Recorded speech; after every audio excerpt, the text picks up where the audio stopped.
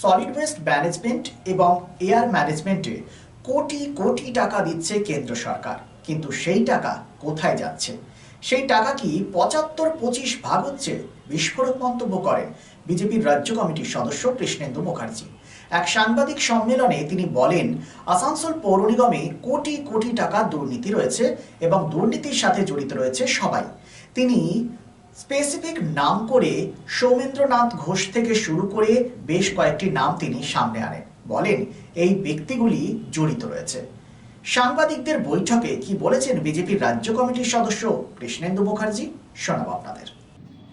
এই corporation, Asansol corporation একটা দুর্নীতির একটা আতুরঘর। মানে একাধিক অভিযোগ, হেন কোনো ডিপার্টমেন্ট নেই যেখানে তাদের এইরকম দুর্নীতি খুঁজে পাওয়া যাচ্ছে না। একের পর এক আজকের ঘটনা, আমি আর বাকিগুলো বাদ দিলাম, আজকে যে জন্য আমরা এখানে বসেছি, এই যে যারা সাফাই কর্মীরা হচ্ছে সমাজের একটা সবচেয়ে বড় একটা অঙ্গ। এই সাফাই কর্মী, এই ভাইয়েরা যদি না থাকে তাহলে পুরো আমরা টিকতে পারবো না কেউ।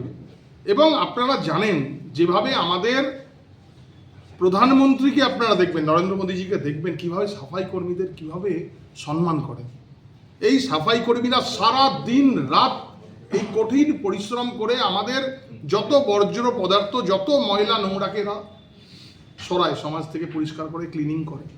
এদের সঙ্গে এইরকম একটা প্রতারণা করলো। সাফাই কর্মী শুধু না, আমার কাছে খবর আছে ২-৩ বছর ধরে কর্পোরেশনের অধিকাংশ যে স্টাফ রয়েছে তাদের পিএফ জমা হচ্ছে না। তাদের বেতন থেকে পিএফ কাটা হয় আর সেই পিএফ জমা হয় না। তাহলে এই টাকা যায় কোথায়? উত্তর দেবেন না এই কর্পোরেশনের মেয়র, উত্তর দেবেন না এইখানের মন্ত্রী। এই পিএফ এর টাকাগুলো কেটে কার পকেটে যাচ্ছে? কার পকেট ভারী হচ্ছে? না সব ২৫-৭৫ হিসাব হচ্ছে, একের পর এক রয়েছে। দেখুন না, কেন্দ্রীয় সরকার যে টাকা দেয়, কোটি কোটি টাকা দিচ্ছে। সলিড ওয়েস্ট ম্যানেজমেন্ট, আপনার এয়ার কোয়ালিটি ম্যানেজমেন্ট, এই দুটো এটার মধ্যে আপনার কোটি কোটি টাকা কর্পোরেশনকে দেয় এই আসানসোল শহরকে পরিচ্ছন্ন পরিষ্কার রাখার জন্য, সাধারণ মানুষ যাতে একদম সুন্দর পরিষেবা পায়। কি হয়? সেই টাকা লুট হয়ে যায়, লুট হচ্ছে সেই টাকা। এটার মধ্যে কারা কারা জড়িত? কর্পোরেশনের পুরো সব জড়িত, প্রত্যেকটা নেতা জড়িত এটার মধ্যে। এবং এগুলো করছে, এই ধরুন একজন সৌরেন্দ্র ঘোষ একজন রয়েছে, আমি নাম করে বলছি স্পেসিফিক। সৌরেন্দ্র ঘোষ বলে একটি ছেলে রয়েছে, 5 বছর এখানে চাকরি করছেন, খুব কম সময় কাজ করছেন, কলকাতার দিক থেকে এসছেন। লুট করছেন এই ছেলেটি, লুট। আমি স্পেসিফিক নাম করে বলছি।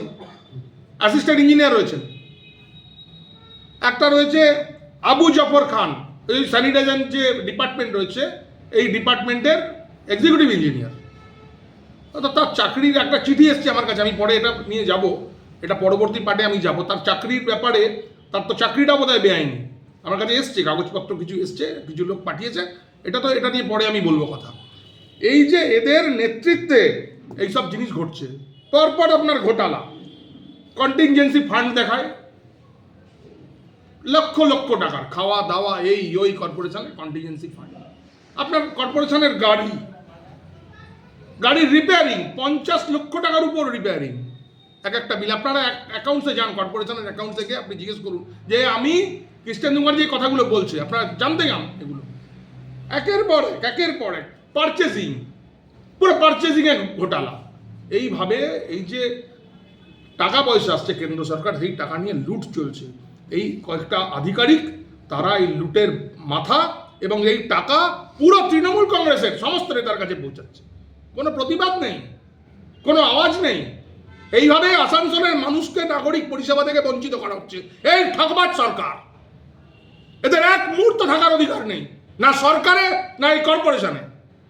আর এই যারা যে অধিকারিকরা জড়িত রয়েছে এটার মধ্যে, এই প্রত্যেকের বিরুদ্ধে ইনকোয়ারি হবে। দাঁড়ান, সময় আসতে দিন,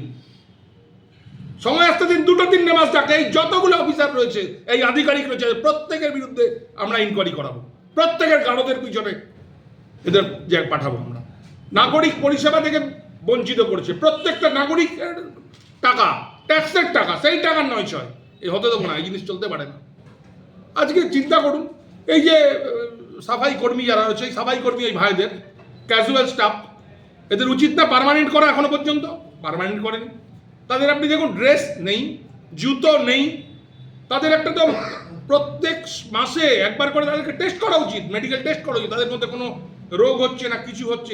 যেহেতু আমাদের প্রত্যেকের জঞ্জাল সাবাই তারা করে, তো তাদের শারীরিক সুস্থতা, তাদের ট্রিটমেন্ট এগুলোর দরকার নেই কর্পোরেশনে, করে এগুলো।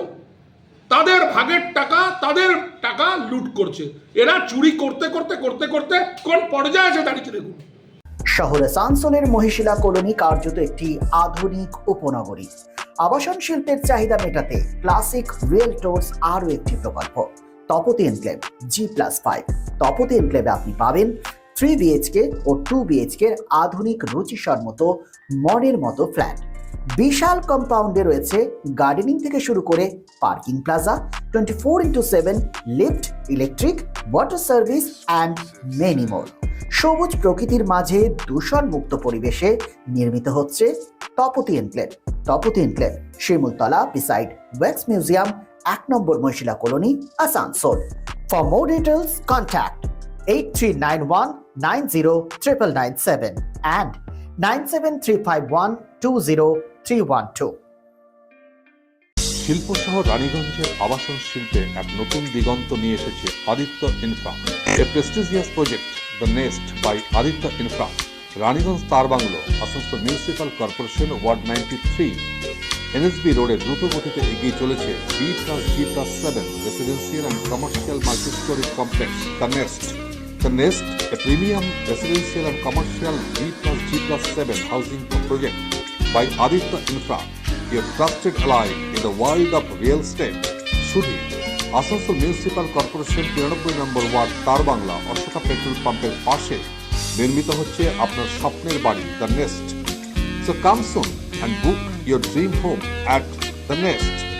Our site office for booking the Nest, তার bungalow, near Ashoka Petrol Pump, NSB Road, Raniganj.